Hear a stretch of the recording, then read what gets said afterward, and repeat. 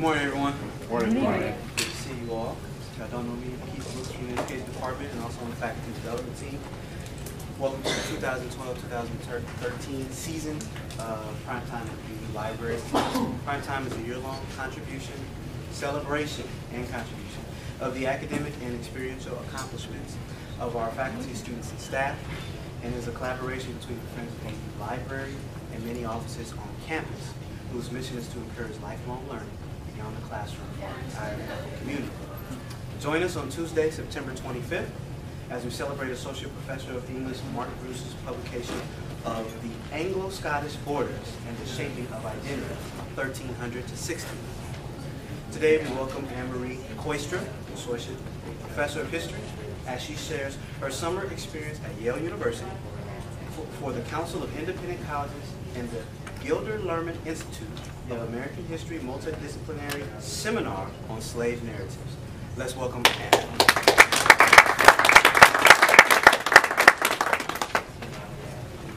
Hi. Thanks for coming. I thought I would just start off with a little discussion of what this program was. So this was not an NEH seminar. It was just a 3.5 seminar, as Keith mentioned, sponsored by the Council of Independent Colleges and the Gilder Lehrman Institute. The whole name for the Gilder Lehrman Institute is the Gilder Lehrman Center for the Study of Slavery, Resistance, and Abolition. And this was the 5th annual seminar on slave narratives. And David Blight teaches at Yale University. He's also the head of the Gilder Lehrman Institute, and he was sort of our facilitator and lecturer through the 3.5 days. And he's brilliant, and he's actually coming to Minnesota to speak, I think, March 2013 at the Minnesota History Center. So if you get a chance to see him, I would highly recommend it. This was the group. There were about 25 of us from literally across the nation, which was really fun. So there were people from California, there were people from the South, obviously from Minnesota, and a lot of people from the East Coast.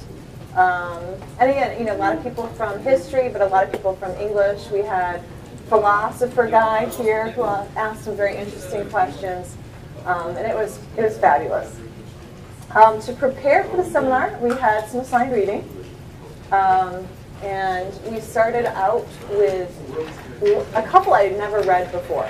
So the William Grimes, The Life of William Grimes, the Runaway Slave, written by himself. This is the earliest published slave narrative in existence that we know of. This was a very interesting slave narrative. It didn't conform to some of the tropes that you find in something like Frederick Douglass. The other one that I had never read, and I would highly recommend if you really want a really different glimpse of the sort of ex-slave experience, is this Benjamin Drew collection. It's this north side view of slavery, the refugee, or the narratives of fugitive slaves in Canada. So he's interviewing slaves that maybe made it to the northern part of the United States, but then actually, after the fugitive slave law, went up to Canada because they felt that their freedom was so precarious because of the Fugitive Slave Act. Then the two well-known ones, the Frederick Douglass, Harriet Jacobs. This is a little less well-known, but is increasingly well-known as we move into a more gendered analysis of this period of history. And last but not least, we have David Blight's book. We led the seminar after all. But this is A Slave No More. It's basically David Blight sort of talking about the slave narrative genre, but it also includes 2 previously unpublished slave narratives. And these were amazing because they were completely unedited, and you'll see this in some of the quotations. He left all of that in its original form. And these were 2 men who actually escaped to freedom in the course of the Civil War. So it's, again, a very different take on the emancipation story. So that's the background. I've got a 3-point sermon, but the first point is, of course, the longest point. So we're going to spend a lot of time on the Precarious Freedom and just a little time on uncertain identity. And for those of you who came just for the sex part, just a very little time on the Fraught Sexuality part, too. So this notion of precarious freedom was a central thing that we all discussed in the course of 3.5 days. And one of the things I was totally sort of unfamiliar with or didn't register for me was the fact that there were a number of folks who were free, sort of, in the South, but hadn't yet gone to the North for a variety of reasons. One statistic that came out of the seminar was that there were about 50,000 ex-slaves in existence every year, and the majority of them actually never got out of the South.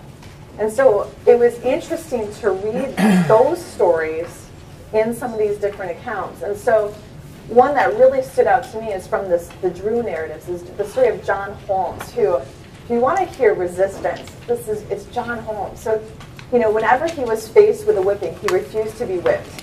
And so instead of being whipped, he would just take off for the woods. And he did this 4 times. The 4th one was the last time. But, you know, I stayed in the woods all summer. I took the woods. I stayed there all winter. I went to the woods. I was in the woods for about 10 days. And then, you know, he was working in the South, 60 miles from home. And then he finally left for the North. So you have tremendous populations of slaves in the South, but actually not enslaved. And that's an interesting concept, I think, that we don't have usually a lot of time to talk about, you know, in sort of our regular history classes. Then there's the sort of fugitive slave. And, you know, there's sort of this idea that once you made it beyond the South and into the North, you were just sort of scot-free. And things were maybe hard, but you were free. Well, the Drew narratives were really interesting because it talked about how that's not true. You weren't free just because you somehow made it to a free state in the North.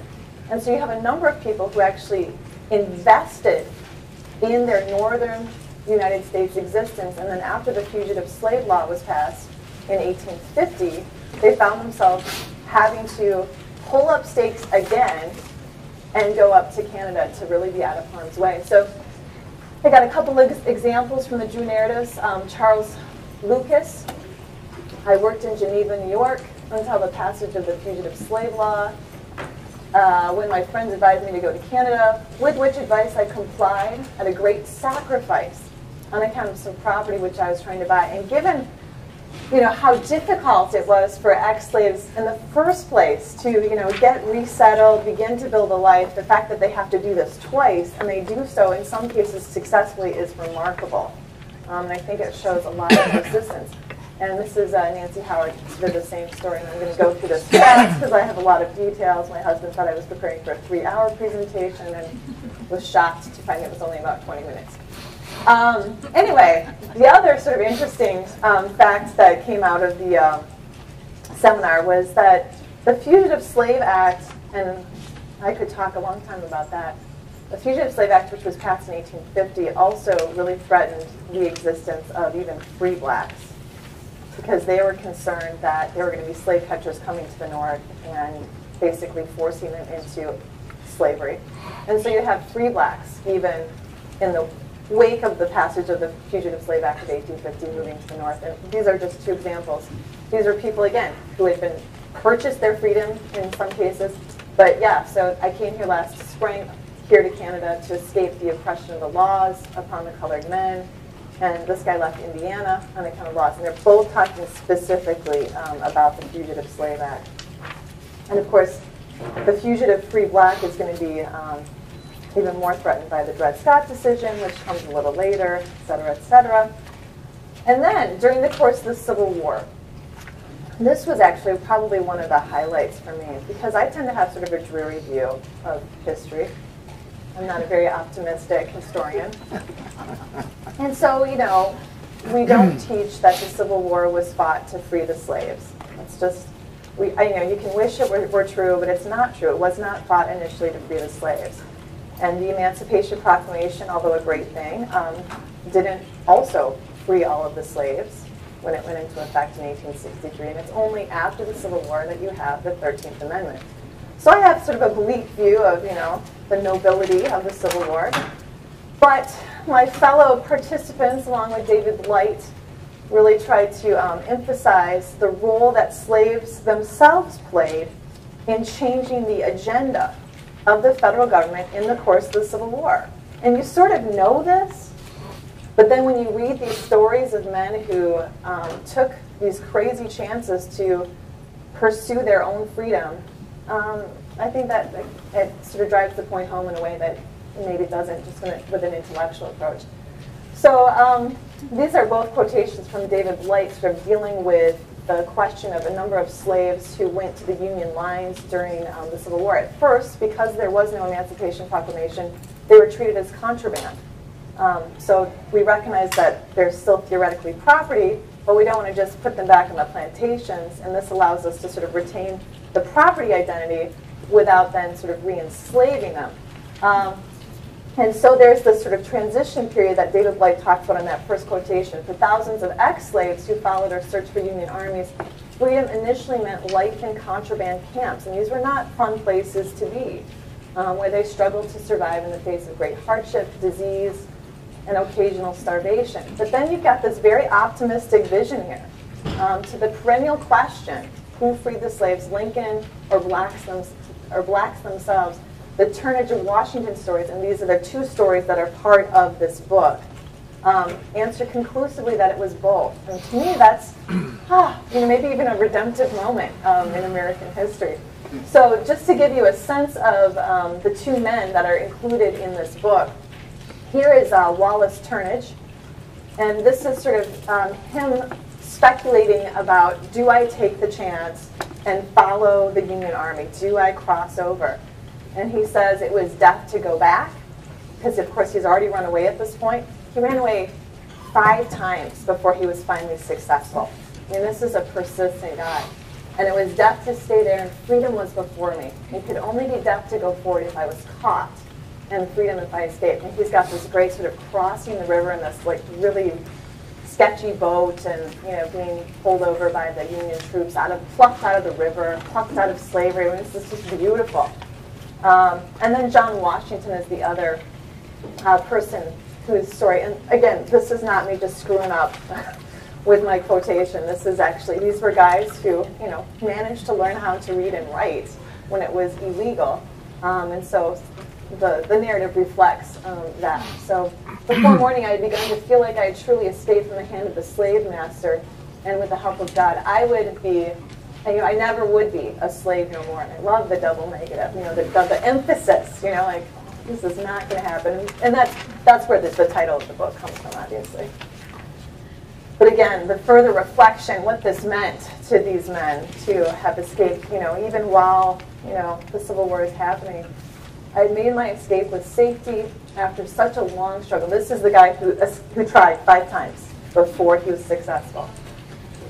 And had obtained that freedom which I desired so long, and now dreaded the gun and handcuffs and pistols no more, nor the blowing of horns and the running of hounds, nor the threats of death from the rebels' authority. I could now speak my opinion to men of all grades and colors, and no one to question my right to speak. And he's speaking, in the narrative, which is so exciting. Okay, but there, of course, are challenges. We have the emancipated slave. I put that in quotations because, again, is the slave fully emancipated? W.E.B. Du Bois, great black intellectual, claimed in 1901 that most African Americans emerged from slavery into a serfdom of poverty and restricted rights. And so, of course, there are going to be ongoing challenges for even the emancipated slave. And the lost part of the I Have a Dream speech is the promissory note section. But, even in 1963, Martin Luther King is saying, things are still not where they are. We have a promissory note in the Declaration of Independence, and we're here to finally cash in. And, of course, there are people who would speculate, has this even really fully happened, that we have full emancipation even in 2012. But it's interesting then to see how these two men end their respective narratives. John Washington talks about the practical challenges he faced after gaining his freedom. His next object is to obtain work. I knew no trade. I knew not what to do, but soon learned to turn my hand to most anything light. There was, plenty of heavy work. So he, figures out how to cope, and he actually ends up doing quite well. It's not a middle-class existence, but his second and third generations definitely achieve a middle-class existence. Not the case for Wallace Turnage. Wallace turnage is definitely part of the working poor in New York City after the Civil War. And so Turnage's reflections at the end of his narrative, I think, reflect also the difficulties that he encountered as a member of the working poor. Oh, that I may, when done with this toilsome world, even with 3 times the difficulties and persecutions that I met with in obtaining my temporal freedom, by God's assistance reach that blissful book. So he's looking to heaven for his final emancipation. He had he had lost several children in New York City at a time when a lot of the working poor lost a lot of children due to high mortality rates, due to urban poverty, and a number of other things. Okay. Uncertain identity. So here's part 2. What also is striking in autobiographical accounts is that these folks don't really know who they are, even though they know who they are. And that's unfortunate, you know? So Frederick Douglass speaks of this, I think, most passionately, and he talks about this with regard just to his age. By far, the larger part of the slaves knows little of their age as horses. And this is very specific, this use of animal comparisons. He will talk about brutishness and animals all throughout the narrative in the ways in which the masters try to turn human beings into animals. And this is one way, to deprive them of information. A want of information concerning my own was a source of unhappiness to me, even during childhood. Even during childhood, he knew something was wrong. And a lot of the slaves talk about this, especially in the Jew narratives, that they knew from a very early age that there was something completely wrong with the system. Further complicating one's identity is separation from family. And you know, these are heartbreaking things to read. These are both from the Jew narratives, the ones that were published in 1856. My master did not used to do much at buying and selling, but there was a great deal of it in his neighborhood. The unwillingness to separate of husband and wives, parents and children was so great that to part them seemed to me a sin higher than the heavens. It was dreadful to hear their outcries as they were forced into the wagons of the drivers. And George Johnson, you know, his opinion was that separating family members was worse than the whipping and slashing. And again, you know, it's hard. It's hard to read those stories. A further complication was one that's not really talked about a lot, even though there are these indirect references to it all over the place. And this is sort of bleeding into the last point, and this is this concept of unwanted intimacy. And sometimes it's wanted, and that complicates things even further, but generally speaking, it's unwanted intimacy. So you have a number of cases where slaves don't exactly know who their fathers are and have only sort of suspicions about the father's identity. And Frederick Douglass, again, is a key source here. My father was a white man. He was admitted to be such by all I ever heard speak of my parentage. The opinion was also whispered that my master was my father. Talk about a complicated identity there, that you're actually enslaved by your own father. But of the correctness of this opinion, I know nothing. And again, this, you know, this deprivation of knowledge is a key theme in Frederick Douglass. While the unwanted intimacy leads to certainly a complex racial identity, and so a number of the folks that we read were folks who talked about how,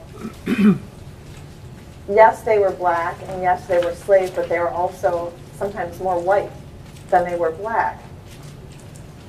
So William Grimes, for example, actually even identified with his white father, who he had never really had contact with, in some ways more than his enslaved black mother. And he actually sort of attributes his desire for freedom to the white father in a really interesting, sort of strange way. So I had too much sense and feeling to be a slave, too much of the blood of my father, whose spirit feared another. And his father was a white man. William Grimes talks about being 3/4 white. And John Lindsay, a person across the street could not tell whether I were a white or a colored man. In both instances, these guys used their whiteness to escape. This William Grimes guy actually told another blacker slave to just walk behind him on the way to the dock And then they just boarded a ship because, of course, the assumption was that that guy was the white guy and the slave was his slave, and they belonged on the ship. And of course, William Grimes sort of kept, under the deck, during the day, and sort of emerged at night. And at night, he said nobody could tell the difference between him and any other of the white guys. And John Lindsay talks about how he actually traveled by day rather than night because he was so white. And that way people wouldn't suspect, the audacity, of a, that wouldn't, a slave couldn't travel by day if you were an escaped, black-looking slave. But this guy just, would talk about important people, and he said people didn't dare ask him if he was a slave because they don't want to be accused of making that major mistake. I think, too, one of the really interesting parts of the slave narratives is this phenomenon that then occurs of passing. And this happens, in some cases in the escape narrative, but in this case, this is Lydia Turnage. This is the daughter of Wallace Turnage, one of the two men who escaped during the Civil War. And she was the one who preserved her father's slave narrative, and she had it in this beautiful black clamshell kind of thing. Like, it's clearly a really special family heirloom. But she and her brother both passed for white. And so it was important that she not give the black part of her identity away. And so, David Blight, who ends up getting this, because she died in her 90s. She left her property to sort of a acquaintance neighbor lady, who then saw 5 or 10 years after that some kind of PBS special on slave narratives and was like, oh, this might be important, I might need to donate it to a historical society, etc. But David Blight then uses, like her older brother, Lydia passed for white. She frequently described herself as Portuguese to explain her tan complexion. And since she was passing as white, it is possible, because her friend had no idea. Her friend had no idea that she was at all, the daughter of an escaped slave. So she was passing as white. It's possible she never showed her father's writings or his photographs to anyone, even her husband. So there's a way in which you even have the suppression of one's racial identity. And that's, I think, quite tragic. But, she did it clearly to make other choices. So a weird mix of empowerment and victimization, I think, in the phenomenon of passing. Okay, I'm actually doing better than I thought I was going to do in terms of time. So fraught sexuality. This is the thing everybody knows about but nobody talks about. We don't talk about sex in the early 19th century. We can talk about it maybe in 2012, but even in 2012 it's a little sketchy. But this is the observation, famous observation, of a southern white woman, Mary Boykin Chestnut, who, by the way, did not have a high view of black female sexuality. The statement right before this quotation is that the black female slaves were all prostitutes. So don't think this is her being noble. This is, it's coming out of this perspective that black females were promiscuous and that they were somehow encouraging this. But God forgive us, but ours is a monstrous system of wrong and iniquity because of the effect on white women, unfortunately. Like the patriarchs of old, our men live all in one house with their wives and their concubines. The mulattoes one sees in every family partly resemble the white children. Any lady is ready to tell you who is the father of all the mulatto children in everybody's household but her own. The code of silence. There she seems to think they dropped from the clouds. Oh, she seems to think dropped from the clouds. And what you see happening is in the Drew narratives, and this was so fascinating, even the black slaves talked about how this happened to other black female slaves, but not to their wives, or in the few cases where the women were speaking to themselves. So it's, again, this sort of other phenomenon. So John Holmes, one neighbor of ours, was worse than the evil one, and this is a white neighbor. He used to make a married man get out of his bed in the morning, and he would go, it's horrible. So I really appreciated reading Harriet Jacobs in this context, because Harriet Jacobs, to me, is an incredibly brave woman who talked about her sexual exploitation. And she's dealing with this common perspective that black women are naturally promiscuous, and she's got to sort of say, here are the sexual choices I was forced to make. And she doesn't just remain a virgin in the face of this. So this is something that's difficult to explain to a 19th century American audience where the ideal for women is one of sexual purity. So she does say, look, this is happening. White men are abusing black women. But if people talk about this, they're accused of telling lies about the white men. We can't believe this about our white men. And so she has to make this very difficult decision to talk about her own victimization. Her owner was approaching her when she was 15, wanted to make her his concubine, and she was not interested. She was concerned that if she had a sexual relationship with her master, she would have children by her master, and her children would be slaves as well. She didn't want that to happen. She did not want to produce another generation of slaves for her master. So she made the difficult decision at the age of 15 to actually engage in a sexual relationship with another white man in the community who was a step above where her master was in the community, and someone she thought would be more willing to maybe emancipate her, or at least any children that might be produced from this union. So she tries to sort of one-up the master in terms of her sexual partner. And so she talks about how do I write this? And in a letter she writes to her friend Amy Post, a woman can whisper her cruel wrongs into the ear of a very dear friend much easier than she can record them for the world to read. And so she does end up saying this, but she has to then say, I did violate the cult of domesticity, but I did so in order to achieve at least some limited form of sexual agency. So I knew nothing would enrage Dr. Flint, and these are all not the real names, so much as to know that I favored another, and it was something to triumph over my tyrant, even in that small way. And I love that. She's just like, this was not a decision I wanted to make, but I triumphed in making this decision. I thought he would revenge himself by selling me, and I would assure my friend, Mr. Sands, this is the white man. She does have sexual... He goes on to be a U.S. representative, by the way. Would buy me. He was a man of more generosity and feeling than my master, and I thought my freedom could be easily obtained from him. I made a headlong plunge.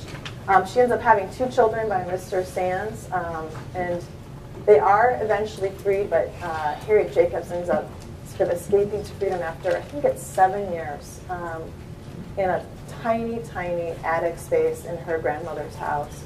And that story, too, is a really beautiful one of sort of resurrection. You see the sort of themes of resurrection.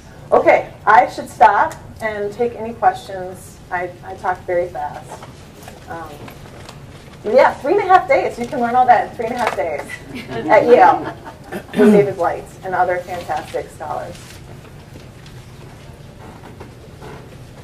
Barrett Fisher. Yeah, speaking of other fantastic scholars, can you talk a little bit about learning in an interdisciplinary way? Yeah, well, I was on the Oregon Extension as a student, and that's sort of, your commune intellectual experience. And it was kind of like a mini Oregon Extension because you had all of these wonderful, bright, hardworking people reading the same text in common. And it was great because the English people brought certain questions to the table. They noticed certain literary styles and sort of key sort of symbols. The philosopher was great because he was sort of the one representative of the philosophy. And so he was asking, these sort of metaphysical questions, and the historians, and it was just really, it was very creative. It was a really creative environment, and gosh, it was so blissful. It was seriously like a blissful, because you could feel the energy just crackling in the room. And we started out with David lecturing, and then we'd have little discussion. But I think the second day, his lecturing was down to 20 minutes, and we were just, because we just asked the questions, we kept talking, and we had spirited debates and spirited conversation. But then we would all go to the nearest place of amusement afterwards and talk more, even after the thing was over. So it was really invigorating. G.W. Carlson, thanks for coming. You're welcome. Would not be anywhere else.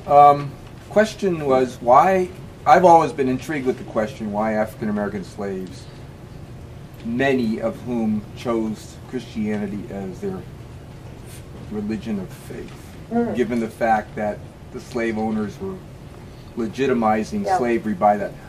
None of your narratives bring anything about faith or... Well, I didn't talk about that, Okay. But is it in there? It so is in there. Okay. So Frederick Douglass is a very good example. He has a whole epilogue in his slave narrative in which he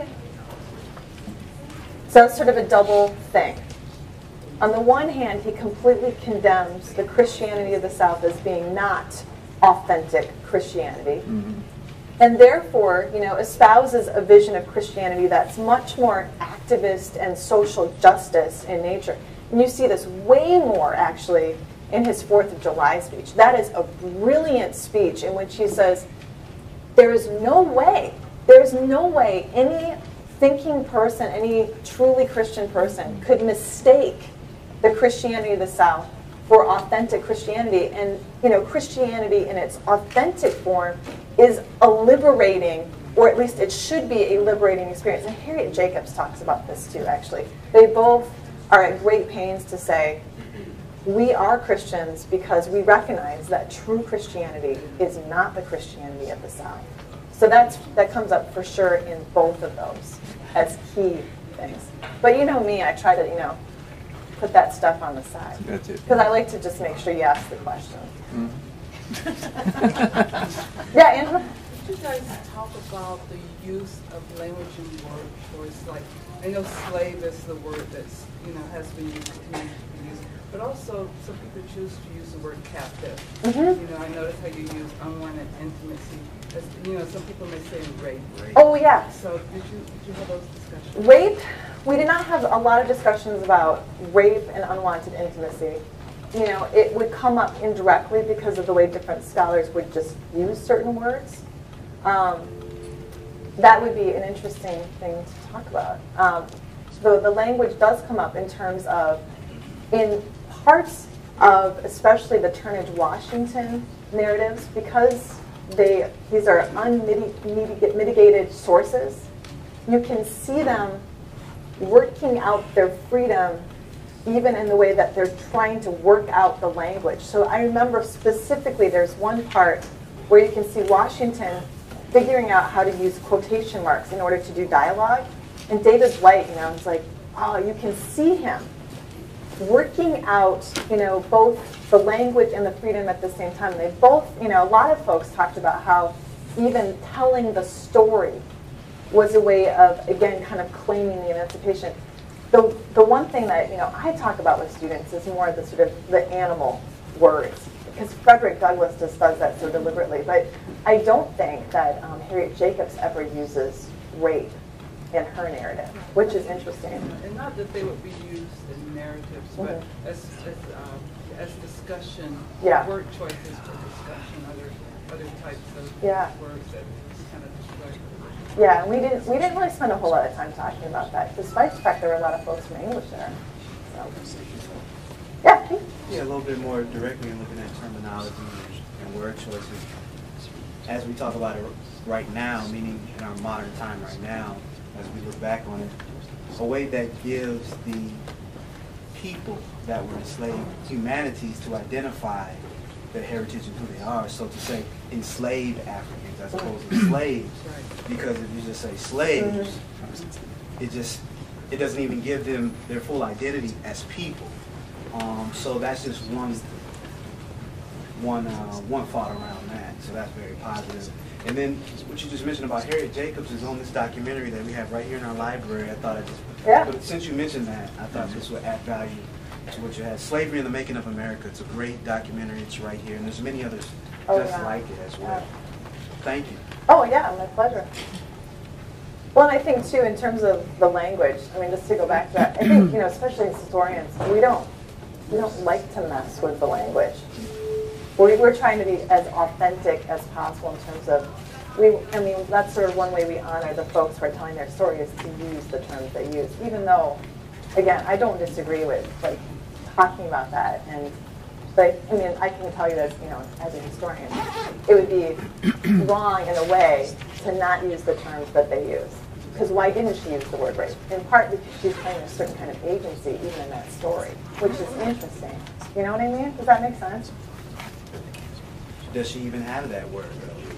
Yeah, that's a good question. And Yeah, it's hard to know because it's weird. It was weird to me, especially from my 2012 perspective, that folks would talk about it happened to other people, but they were reluctant to say it happened to my wife or it happened to me. But doesn't the concept of rape have to mean that you value the humanity of both partners? I don't and therefore know. it was a violation. Huh? We're getting into territory I'm not sure I would feel. I mean, I'm not sure what the current sort of sociology of rape is. And I don't mean to harp on that particular word. Yeah. But I was speaking of when we talk about history, and it's very extremely important to use the text and Yeah. the material that's there. But as we have discussion, Right. it's again, to say slave or enslaved makes a difference as well as far as how we talk about, how we talk about history. Sure. So I thank you for doing this. Oh, yeah. I'm just, glad that the provost office thought maybe someone should go and try it out. So thanks for the provost office. You're representing the provost office. Thank you. We have 5 minutes. Are there any more questions or comments? Yeah. I'm intrigued by your saying that you had lots of debates. Can you highlight any Well, of those? here is, this is unfortunately not a very creative debate, but the Harriet Jacobs, she, in her story, says she had this, the way she describes her master is like, he seems like the most sadistic bastard, I'll just put it out there, that you could ever meet. He is, almost in some ways a stereotype of the worst plantation owner ever. And, in some of the notes that we have from historians who sort of have gone back and reconstructed who this guy was, he sounds like a very unpleasant person even before he got to Harriet Jacobs. This is all consistent. She's 15 years old, and he is, 50s or something like this. And he is her master. She is living in his house, and she claims that she is able to avoid his sexual advances.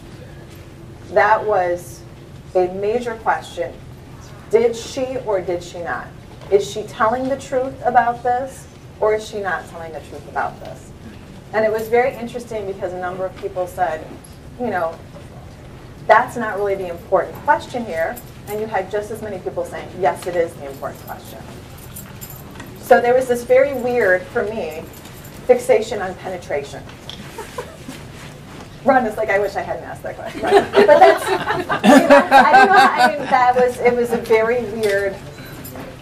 That was a very weird debate. For those who are arguing that it was an important question, what was the argument?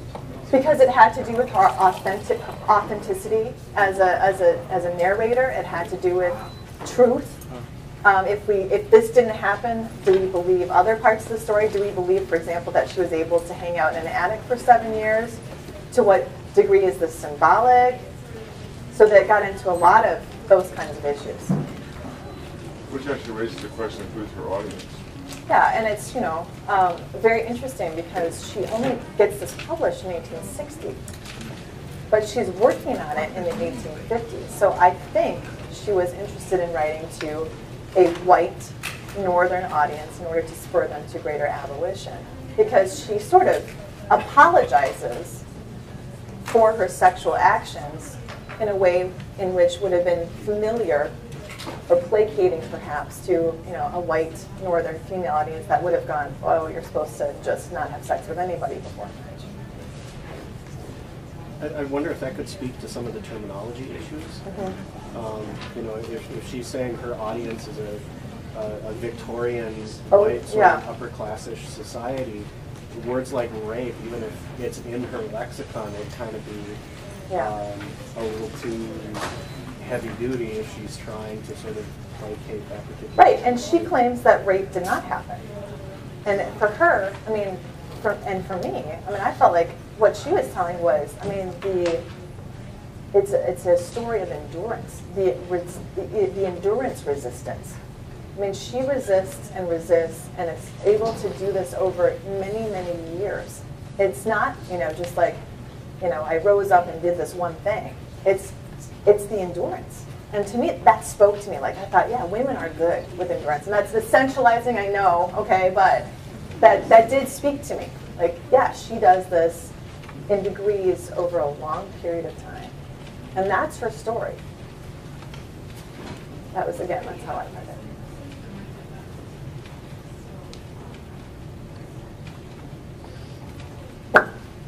Any other questions? Thank you. Thanks for coming.